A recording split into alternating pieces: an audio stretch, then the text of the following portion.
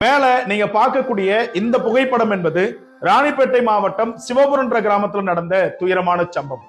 அந்த கிராமத்துல வசிக்கக்கூடிய வேலு என்பவர், அவருக்கு 2 பசங்க இருக்கிறாங்க. முதல் பையன் 9ஆம் வகுப்பு படிக்கிறாரு, 2ஆம் பையன் 6ஆம் வகுப்பு படிக்கிறாரு.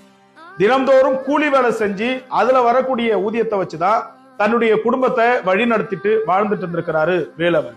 அவருக்குன்னு சொந்தமா ஒரே ஒரு ஓலையில நெய்யப்பட்ட குடிசை வீடு மட்டும்தான் இருக்குது.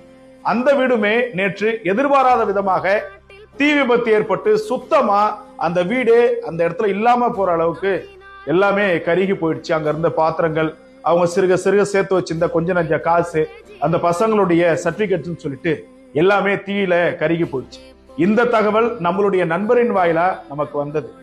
குடிசை வீட்டுல வாழ்ந்துட்டு இருந்த வேலு அவர்கள் வீடே இல்லாம இப்போ நிர்கதியா நிக்கிறார்.